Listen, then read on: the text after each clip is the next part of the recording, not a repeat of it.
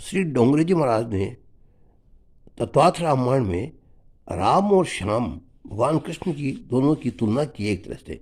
राम नाम का सतत जप करो और राम जी की सेवा करो। राम जी की सेवा अर्थात राम जी की मर्यादा का पालन करो।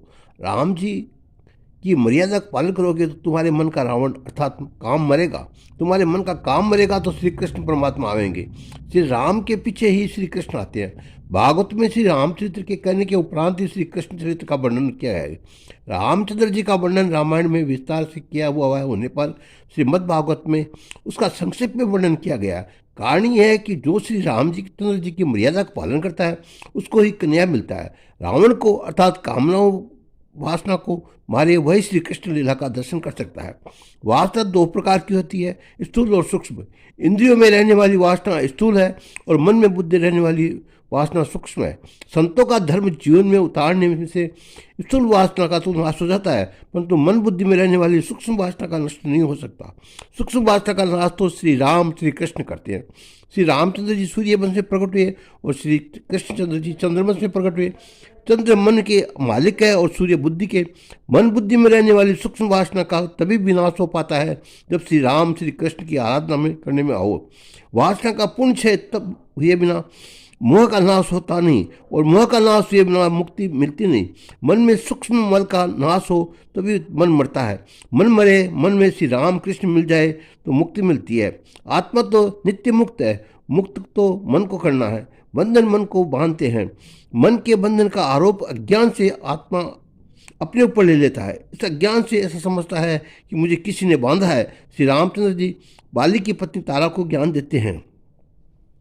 जीव ईश्वर का अंश है। आत्मा आनंद स्वरूप है। सुख दुख मन को होते हैं। मन कोई स्वतंत्र सत्ता नहीं है। ये आत्मा का सत्ता लेकर काम करता है। आत्मा तो साक्षीकरण है तथा माया के कारण अज्ञान के कारण आत्मा सुख दुख का आरोप स्वयं के ऊपर लेती है। तुलसीदास ने तोता और बंदर का दृष्टांत दिया। शिकारी लोग तोता और बंदर को पकड़ने की युक्ति करते हैं। तोते को पकड़ने के लिए वह जमीन में थोड़ी अंतर से दो खूंटियाँ लगाते हैं और जमीन की थोड़ी ऊंचाई पर दोनों खूंटियों के बीच तार बांधते हैं। तार को एक पोली नदी में पोला देते हैं। पीछे उसके अनाज आगे पीछे थोड़े दाने बिखेर देते हैं। तोता वह दाना खाने के लिए आता है। सुबह की रीति से वह ऊंचाई के ऊपर बैठने के लिए तार में फिर वही नली के ऊपर बैठता है, जिससे नली उसके बाहर से तुरंत फिर जाती है और तोता उलट जाता है। उल्टा लटकने लग जाता है। तोता स्वयं में के पंजे से नली को पकड़े हुए हैं, परंतु अज्ञान में वो ऐसा समझता है कि नली से पकड़ रखा है। पकड़ इसकी स्वयं की ही है, परंतु ये छोड़ नहीं सकता और अंत में शिकारी इसको पकड़ के ले जाता है। बंदर का भी शिकार इसी तरह होता है। शिकारी संकरे मुंह की हांडी जमीन में गाड़ देता है। हांडी का मुंह खुला रहता है। हांडी में थोड़ा सा चना रखता है। बंदर जल्दी से चने के लिए दोनों हाथ हांडी में डाल लेता है और चने में मुट्ठी भर लेता है। मुट्ठी में चना आने के कारण मुट्ठी फूल जाती है, इसलिए वह हाथ बाहर निकाल सकता नहीं। बांदर को ऐसा लगता है कि अंदर से उसका हाथ किसी ने पकड़ रखा है। बांदर को किसी ने पकड़ा नहीं है। बांदर को चना अतिशय प्रिय है, इसलिए चना अपनी मुट्ठी में छोड़ देने की उसकी इच्छा होती नहीं है। चना हाथ में छोड़ दे तो तुरंत उसका हाथ बाहर निकल सकता है। अपने हाथ के कारण ही बंधन में पड़ता है। उस पर ऐसा मानता है कि किसी ने उसको पकड़ रखा है। उसी प्रकार ये संसार हांडी है, विषय वासनाएं चने हैं। मन बंदर जैसा है। मन के विषय में वासनाओं को पकड़ रखा है, उससे वह बंधन में मुक्त पड़ जाता है। मानव का बंधन इस बांदर से बंधन होता है। मानव को किसने बांधा है? वासनाओं के अधीन होकर स्वयं ने स्वयं को बांध रखा है।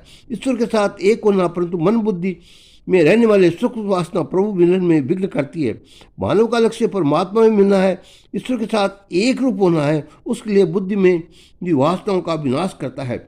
बुद्धि में वासनाओं का थोड़ा सा भी अंश हो रह जाए तो बुद्धि निर्वेशन होती नहीं है, शुद्ध होती नहीं है, स्थिर होती नहीं है।